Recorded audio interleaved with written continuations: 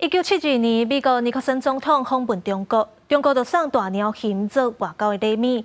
美国的国家动物园当年是开50万的美金，甲中国租这3只大鸟禽。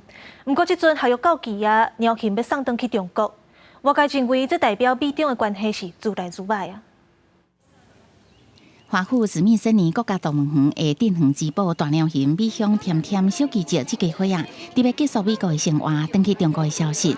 在确定了后，动物园的鸟型区，逐天拢客满来看伊最后一幕的游客，甚至还有袂少人是为其他州开车赶来，亲像是800公里远的北部密西根州。Don't want to miss it at all. We've been here like 3 times. This is our 3rd time in the last month, and enjoying every minute of it. 100 times. 100 time, yeah. There you go. You did what? 100? We went to the zoo 100 times. 现年25岁的美香甲26岁的甜甜是2000年到美国的，饲4只小鸟型，陆续拢有送回去中国。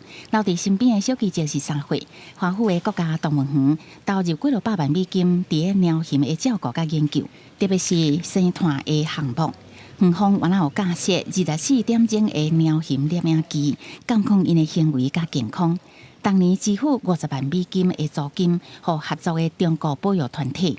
It is a moment with some heartbreak in it, but it is also a moment of joy because we are celebrating the success of the world's longest running conservation program for a single species.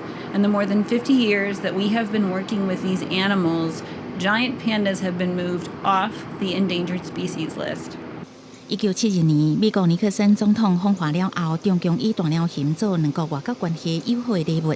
即马无要继续签，也互人解读是美中地缘政治关系无好。圣地亚哥动物园的鸟型2019年回国，孟菲斯动物园今年4月离境。华府的3只鸟型走了后，美国就敢若剩伫亚特兰大动物园会当看到这种古锥的动物，因的租约也伫明年到期。公司新闻汪慧文编译。